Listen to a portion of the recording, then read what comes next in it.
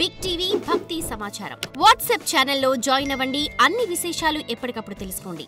రాముడు ధర్మాత్ముడు, ఇంకా దయగలిగిన రాజుగా ప్రసిద్ధుడు. ఆయన ప్రతిరోజూ కొలువు తీరి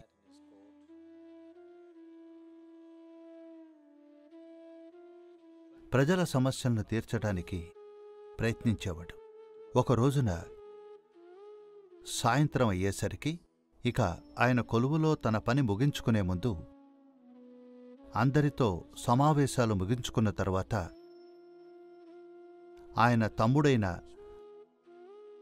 లక్ష్మణుడికి ఒకసారి బయటికి వెళ్ళి ఇంకా ఎవరైనా ఎదురుచూస్తున్నారేమో చూడమన్నాడు. లక్ష్మణుడికి రాముడి పట్ల ఎంతో అంకితభావం. లక్ష్మణుడు బయటికి వెళ్ళి చూసి ఎవరూ లేరు. ఇవాళ్టికి కొలువు అయిపోయినట్లే అన్నాడు.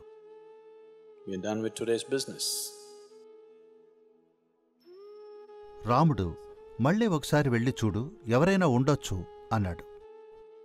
ఇది కొంచెం అసాధారణమైన విషయమే, ఎందుకంటే తను అప్పుడే వెళ్ళి చూసొచ్చాడు. మళ్లీ వెళ్ళి చూడమంటున్నాడు. లక్ష్మణుడు మళ్లీ వెళ్ళి చూశాడు. అక్కడెవరూ లేరు. అతను లోపలికి రాబోతుంటే అక్కడ ఒక కుక్కని గమనించాడు. అక్కడ అది విచారంగా కూర్చునుంది. పైగా దానికి తలమీద గాయం ఉంది. కుక్కని చూసి, నువ్వు దేనికోసమైనా ఎదురుచూస్తున్నావా అని అడిగాడు. కుక్క, అవును, నాకు రాముడు న్యాయం చెయ్యాలి అని సమాధానమిచ్చింది. లక్ష్మణుడు సరే లోపలికి రమ్మని దాన్ని లోపలికి తీసుకునెళ్ళాడు. ఆ కుక్క లోపలికొచ్చి రాముడికి ప్రణామం చేసి మాట్లాడ్డం మొదలెట్టింది. ఓ రామా, నాకు న్యాయం చెయ్యాలి. ఏ కారణం లేకుండా నేను హింసకు గురయ్యాను. నా పాటికి నేను కూర్చునున్నాను.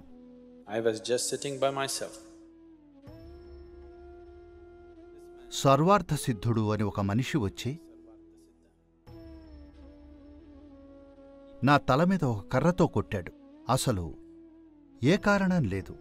నేను ఊరికే కూర్చునున్నాను. నాకు న్యాయం కావాలి అంది. వెంటనే రాముడు, సర్వార్థసిద్ధుడు, ఒక బిచ్చగాడు అతన్ని తీసుకురమ్మని పంపాడు. అతన్ని తీసుకొచ్చారు. నీ పక్షాన వాదనేమిటి? ఇక్కడ ఈ కుక్క నువ్వు తనని ఏ కారణం లేకుండా కొట్టావని చెప్తోంది అన్నాడు. సర్వార్థసిద్ధుడు, అవును, ఆ కుక్క చెప్పిన నేరం నేను చేశాను. నేను ఆకలి బాధ ఓర్చుకోలేక కోపంతో చికాకుతో ఉన్నాను. ఈ కుక్క నా దోవలో కూర్చునుంది. అకారణంగానే నా కోపంతో చికాకుతో ఈ కుక్కను తలమీద కొట్టాను. మీరు నాకు ఏ శిక్ష వెయ్యాలనుకుంటే అది వెయ్యండి అన్నాడు.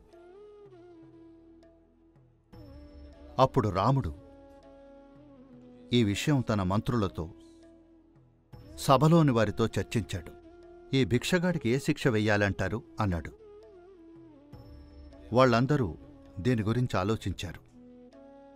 కొంచెం ఆగండి, ఇది ఎంతో క్లిష్టమైన సమస్య. మొదటగా ఇది ఒక మనిషికి ఒక కుక్కకి మధ్య సమస్య. All the laws that we normally know are somehow not applicable. మనకు తెలిసిన ధర్మాలన్నీ ఇక్కడ వర్తించవు. మీరు రాజు కాబట్టి మీరే తీర్పు చెప్పచ్చు అన్నారు. రాముడు ఆ కుక్కని, నువ్వేమంటావ్? నువ్వు ఏదైనా సలహా ఇస్తావా అని అడిగాడు. ఆ కుక్క, అవును, అతనికి వేయడానికి సరియైన శిక్ష ఏదో నాకు తెలుసు అంది. అదేమిటో చెప్పమన్నాడు రాముడు.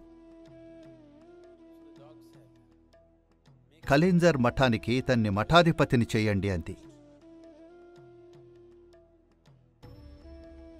రాముడు సరేనన్నాడు. ఆ బిచ్చగాడిని కళింజర్ మఠానికి మఠాధిపతి చేశారు. ఇది ఎంతో ప్రఖ్యాతిగాంచిన మఠం. రాముడు ఒక ఏనుగుని తెప్పించాడు. ఆ బిచ్చగాడు శిక్షకి సంబరపడిపోతూ ఏనుగుని ఎక్కి సంతోషంగా మఠానికెళ్ళాడు. సభలోని వారు ఇదేం తీర్పన్నారు. అసలిది శిక్షేనా? అతను ఎంతో సంతోషంగా ఉన్నాడు. అప్పుడు రాముడు ఆ కుక్కని వివరించి చెప్పమన్నాడు. ఆ కుక్క, నా పూర్వజన్మలో నేను కలింజర్ మఠానికి మఠాధిపతిని.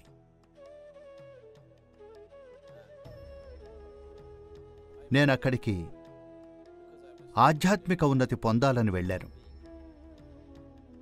ఈ మఠం ఇంకా ఎంతోమందికి ఆధ్యాత్మిక ఉన్నతి కల్పించడంలో తోడ్పడింది. నేను ఇది నాతోపాటు ఇంకా అందరికీ కలగాలన్న అంకితభావంతో వెళ్ళాను. నేను ఎంతో కృషి చేశాను, చేయగలిగిందంతా చేశాను. కాని రోజులు గడుస్తున్న కొద్దీ వేరే ప్రభావాలకి అప్పుడప్పుడు లొంగిపోయాను. చాలా వరకు నేను ఎంతో స్థిరంగానే నిలబడ్డాను. కాని అప్పుడప్పుడు నేను లొంగిపోయాను. మఠాధిపతిని అవడం వల్ల నాకు వచ్చిన పేరు ప్రఖ్యాతలు ఎక్కడో నన్ను ప్రభావితం చేశాయి. చాలాసార్లు నా అహంకారం పనిచేసేది, నేను కాదు. ఎన్నోసార్లు ప్రజలు నేనెవరనే దానికి నాకిస్తున్న గుర్తింపుకు ఆనందపడేవాణ్ణి. ప్రజలు నన్ను ఒక సాధువుగా చూడ్డం మొదలుపెట్టారు. నా అంతరంగంలో నాకు తెలుసు నేనలా లేనని. కాని నేను ఓ సాధువులా ప్రవర్తించడం మొదలుపెట్టాను. ఒక సాధువుకి చెందవలసినవి నాకు చెందాలని హక్కుగా అడిగాను. నా పరిణామానికి నేను పూర్తిగా అంకితం అవలేకపోయాను. కాని అలా నటించటం మొదలుపెట్టాను. ఎలాగూ ప్రజలందుకు సహకరించారు. ఇలాంటివి ఎన్నో జరిగాయి. మెల్లిగా నా ఆధ్యాత్మిక ఉన్నతి మీద, నా చుట్టూరా ఉన్నవారి మీద నా అంకితభావం సడలింది. ఎన్నోసార్లు తిరిగి ఆ స్థితికి చేరుకోవడానికే ప్రయత్నం చేశాను. కాని నా చుట్టూ ఉన్న పేరు ప్రఖ్యాతల వల్ల నేను దారి తప్పాను.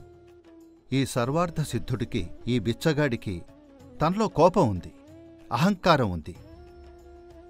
ఊరికే చిరాకు పడతాడు. అందుకని తనను తానే శిక్షించుకుంటాడని నాకు తెలుసు, నేను చేసినట్టుగానే. అందుకే అతనికిది సరియైన శిక్ష. అతన్ని కలింజర్ మఠానికి మఠాధిపతిని చేయడం.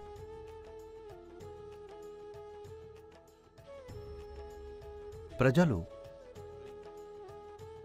తమకు తామే కఠినంగా శిక్షించుకుంటారు. బాధ, విచారాన్ని కొని తెచ్చుకుంటారు. వాళ్ళు ఏదో దుష్టులు అవ్వాల్సిన పనిలేదు. ఆధ్యాత్మిక ఉన్నతికి అంకితమై ఉండొచ్చు, ఎన్నో మంచి కార్యాలకే అంకితమై ఉండొచ్చు. కాని ప్రతిరోజు వాళ్ళు ఎంపికలు మారుస్తూ ఉంటారు. వారి విధిని ఒక దిశగా రూపుదిద్దుకోనివ్వరు. వారిని వారే అస్థిరం చేసుకుంటూ ఉంటారు. పడుతూ లేస్తూ ఉంటారు. వారిని వారే ఎంతగానో ఇబ్బంది పెట్టుకుంటారు.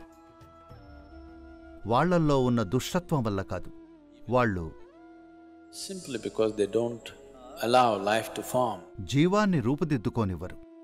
ఇది ఎలా అంటే,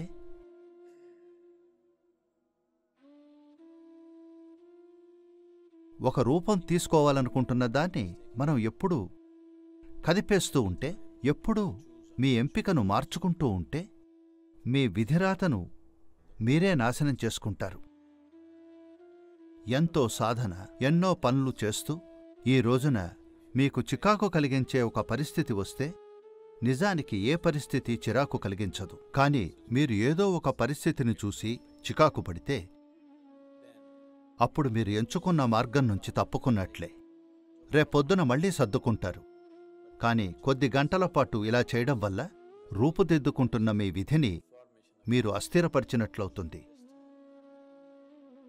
ఒక దృఢచిత్తంతో, ఒక స్థిరంగా ఉండే మనస్సుతో, ఒక శాశ్వత ఎంపికను చేసుకునే మనస్సుతో ఒక్కసారి మీరు ఎంపిక చేసుకుంటే మీకిక ఎంపికే లేని విధంగా ఉండాలి. అటువంటి మనస్సు మీరు కోరుకున్న దిశగా మీ విధిని జరిగేట్లుగా చేస్తుంది. For more videos like this, subscribe Big TV channel.